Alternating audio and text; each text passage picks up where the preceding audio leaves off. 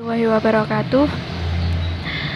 Kami dari kelompok 3 Ekonomi Kelembagaan akan mempresentasikan tentang materi hak kepemilikan. Sebelumnya dari kelompok 3 beranggotakan saya Habibatul Islamiyah, kemudian ada Dika Fani Anjarwati, ada Dwi Widyaningrum, dan ada Muhammad Rizky. Nah, pada materi hak kepemilikan ini kita akan membahas 4 subbahasan. Yang pertama adalah definisi dan tipe hak kepemilikan. Yang kedua adalah hak kepemilikan dan rezim sistem ekonomi. Yang ketiga hak kepemilikan dan ekonomi kelembagaan. Yang terakhir adalah hak kepemilikan dan efisiensi ekonomi. Nah, bahasan yang pertama adalah definisi dan tipe hak kepemilikan. Apa sih hak kepemilikan itu? Hak kepemilikan tidak hanya merupakan bagian dari kerangka kerja kegiatan ekonomi, tetapi juga sebagai bagian dari sistem aturan-aturan yang merupakan hasil dari proses ekonomi. Nah, hak kepemilikan didefinisikan sebagai hak-hak untuk memiliki, menggunakan, menjual, dan mengakses kesejahteraan. Nah, kepemilikan di sini bisa berupa kepemilikan fisik, di antaranya objek konsumen, tanah, dan peralatan-peralatan modal, dan kepemilikan yang tidak terlihat atau non-fisik seperti ide, puisi, dan formula atau rumus kimia. Nah, namun dari sekian banyaknya kepemilikan yang ada, bentuk hak kepemilikan yang paling penting dalam teori ekonomi adalah tenaga kerja dan alat-alat produksi. Selanjutnya adalah tentang hubungan hak kepemilikan dengan biaya transaksi. Nah, poin inti yang harus dicatat dalam ciri-ciri dan konsep hak kepemilikan ini adalah hak kepemilikan tidak merujuk kepada hubungan antara manusia dan benda, tetapi lebih kepada hubungan perilaku sanksi di antara manusia yang muncul dari keberadaan benda atau barang dan penggunaannya. Nah, penetapan hak kepemilikan bukan sekedar ingin mendata siapa memiliki apa, namun yang lebih penting adalah penetapan hak kepemilikan akan menyodorkan fasilitas agar antar individu dapat mengerjakan proses pertukaran ekonomi. Nah, jika hak kepemilikan dihubungkan dengan biaya transaksi, maka fungsi dari hak kepemilikan adalah memberikan kepastian bagi pelaku ekonomi untuk melakukan transaksi sehingga berimplikasi kepada rendahnya biaya transaksi yang terjadi. Nah, tanpa kepastian hak kepemilikan ini, maka setiap proses pertukaran, khususnya dalam jangka panjang, akan menimbulkan biaya transaksi yang tinggi, atau dengan kata lain, proses pertukaran tersebut tidak efisien. Jadi dengan hak kepemilikan akan memudahkan pertukaran atau memudahkan proses transaksi. Kemudian ada tipe-tipe hak kepemilikan berdasarkan pemilik, hak, dan kewajiban.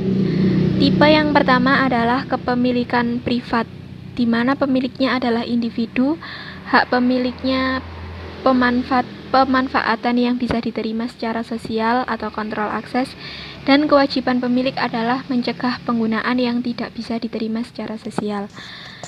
Yang kedua adalah kepemilikan bersama. Pemiliknya adalah kolektif atau bersama, komunitas. Kemudian hak dari pemilik adalah pengecualian terhadap non-pemilik. Kemudian kewajiban pemilik adalah merawat, mengatur tingkat pemanfaatan. Tipe yang ketiga adalah kepemilikan negara, di mana pemiliknya adalah warga negara. Hak dari pemilik adalah menentukan aturan. Kewajiban dari pemilik adalah menjaga tujuan-tujuan sosial. Dan tipe yang terakhir adalah akses terbuka atau tanpa kepemilikan. Tidak ada pemilik, haknya memanfaatkan dan tidak ada kewajiban. Selanjutnya ada hubungan hak kepemilikan dengan pertumbuhan ekonomi. Nah, dalam kaitannya dengan pertumbuhan ekonomi, secara umum diasumsikan bahwa kualitas hak kepemilikan yang direfleksikan oleh adanya aturan hukum dan jaminan hak milik mempengaruhi pertumbuhan ekonomi nasional lewat 4 mekanisme kausalitas.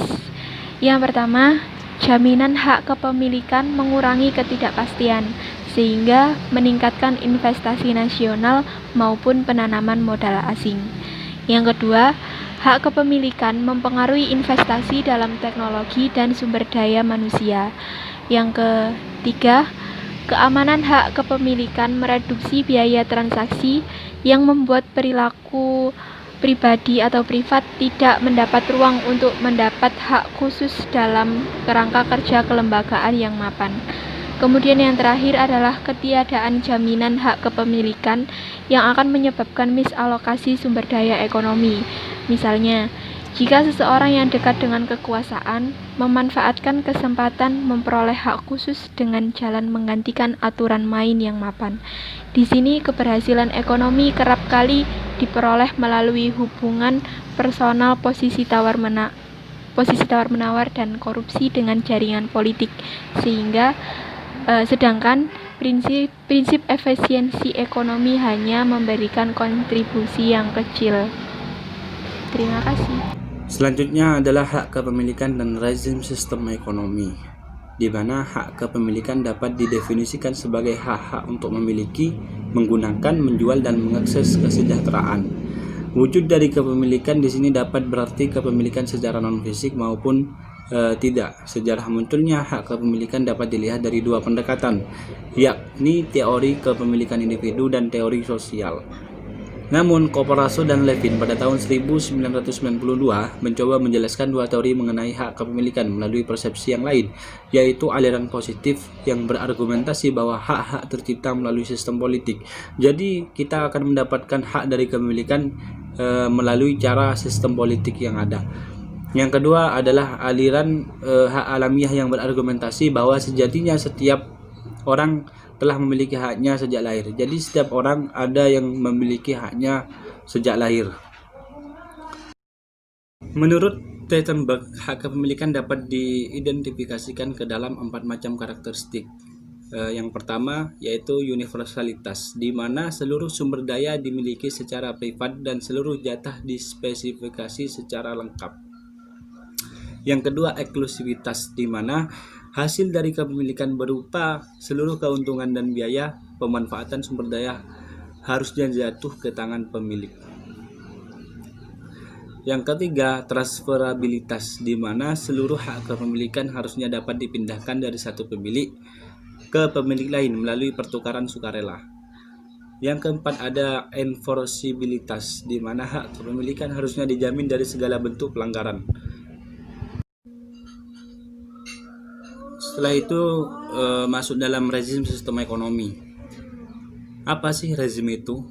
Rezim yaitu serangkaian peraturan, baik formal, misalnya konstitusi, informal, hukum adat, norma-norma atau sosial dan lain-lain, yang mengatur pelaksanaan suatu pemerintahan dan interaksinya dengan ekonomi dan masyarakat. Jadi ketika mendengar suatu konstitusi, hukum adat, norma-norma yang ada yang berhak mengatur, yang dapat mengatur pelaksanaan suatu pemerintahan, itu disebut rezim. Yang selanjutnya, apa sih sistem ekonomi? Sistem ekonomi adalah suatu aturan atau tata cara untuk mengatur perilaku masyarakat dalam melakukan kegiatan ekonomi untuk meraih suatu tujuan. Apa tujuannya? Yaitu misalkan memperbaiki keadaan ekonomi, pertumbuhan ekonomi dan lain-lain. Jadi kita menggunakan sistem, aturan atau tata cara untuk mencapai tujuan itu. Sistem perekonomian di setiap negara itu berbeda, tergantung ideologi bangsa, sifat dan jati diri bangsa, dan struktur ekonomi dalam suatu negara. Rezim sistem ekonomi dibagi menjadi 3 kelompok besar, yaitu yang pertama rezim sistem ekonomi kapitalis, di mana kepemilikan dimiliki oleh sektor private atau swasta, yang dimediasi oleh mekanisme pasar yang akan menghasilkan pencapaian ekonomi yang efisien, misalnya dalam menjual, mengelola, dan menyewakan. Yang kedua, rezim sistem ekonomi sosialis, di mana hak kepemilikan ada di tangan negara, state property rights. Hanya negara yang berhak untuk memiliki dan mengelola seluruh sumber daya ekonomi yang tersedia, misalnya tanah dan sumber daya lainnya. Yang ketiga, rezim sistem ekonomi campuran, di mana rezim ini menggabungkan antara rezim sistem ekonomi kapitalis dan rezim ekonomi sosialis. Assalamualaikum warahmatullahi wabarakatuh. Di sini saya akan menjelaskan mengenai hubungan hak kepemilikan dengan ekonomi kelembagaan. Jadi, salah satu persoalan ekonomi yang kerap kali menjadi perdebatan adalah mengenai eksternalitas. Nah, menurut pandangan ekonomi neoklasik, pasar itu tidak dapat menyelesaikan permasalahan eksternalitas, seperti halnya pasar tidak dapat menyelesaikan persoalan hak kepemilikan atau property right dan persoalan barang publik atau public goods. Nah, dari pemikiran ini, Coase itu mengatakan bahwa sebenarnya eksternalitas itu dapat diinternalisasikan dalam kegiatan ekonomi jika diandaikan tidak ada biaya transaksi. Nah, menurut Coase ini tuh bisa terrealisasikan jika antara privat dengan privat itu melakukan tawar-menawar atau negosiasi.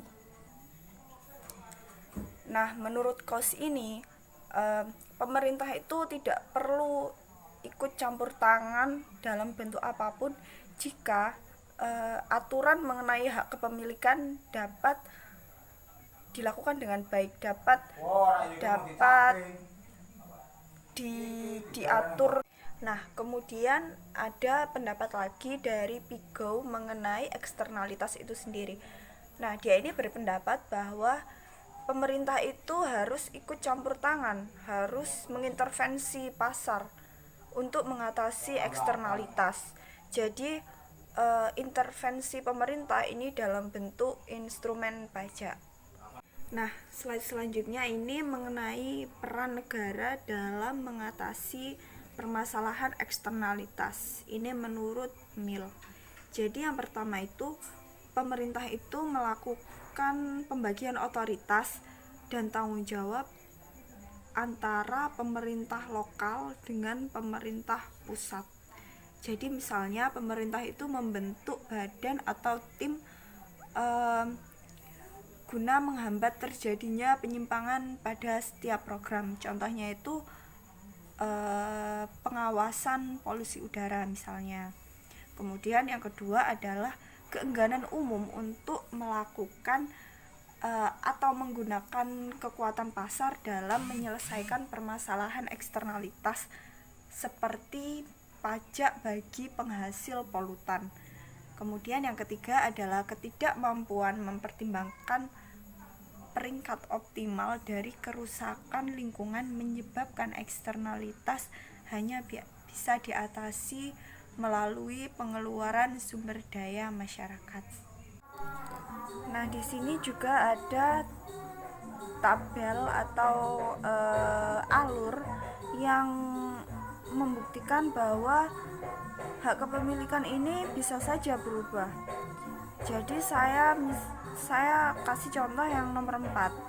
Di situ yang sebelumnya kepemilikan publik menjadi barang bersama atau terbatas. Jadi contohnya ya, jika suatu negara menganut sistem ekonomi sosialis, kemudian sistem tersebut dirasa tidak efektif, maka cara yang paling rasional adalah dengan memecah satu kelompok besar menjadi kelompok-kelompok kecil yang lebih terbuka tentunya, agar dalam pemanfaatan barang publik mereka itu bisa mengeluarkan kos atau biaya yang lebih murah dan juga efisien pastinya.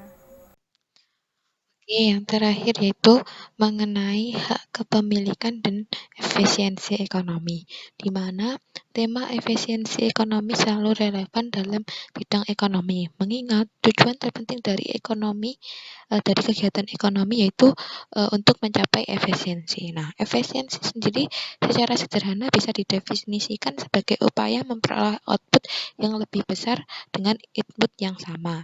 Nah, di sini dalam pendekatan ekonomi kelembagaan, efisiensi tersebut bisa dicapai melalui dua cara, yakni pendekatan statis dan juga pendekatan dinamis. Di mana pendekatan statis yaitu efisiensi ekonomi dicapai melalui spesialisasi tenaga kerja atau division of labor. Asumsinya, jika setiap tenaga kerja hanya mengerjakan satu kegiatan kecil, maka dia akan mudah menguasai pekerjaan tersebut sehingga produktivitas menjadi lebih tinggi.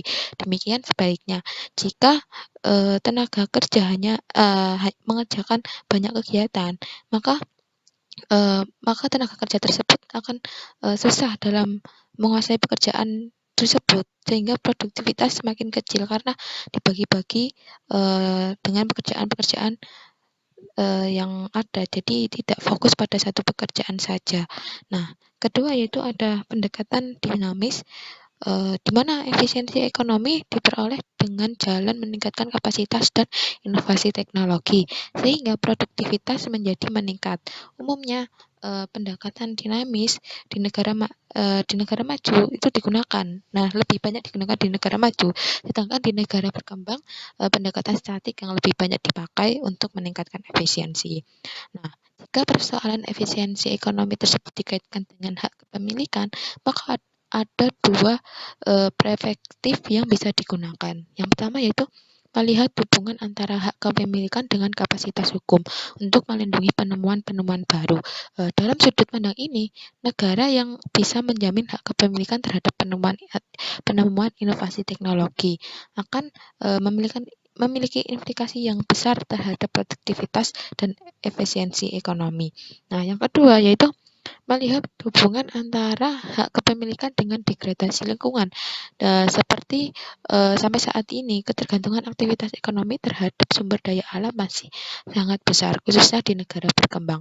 Ketergantungan terhadap sumber daya alam tersebut menyebabkan terjadinya kecenderungan melakukan eksploitasi besar-besaran sehingga berpotensi merusak lingkungan.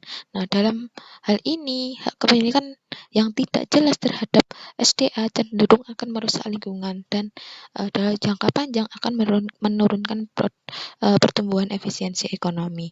Jadi, hak kepemilikan sangat penting dalam hal sumber daya alam ini.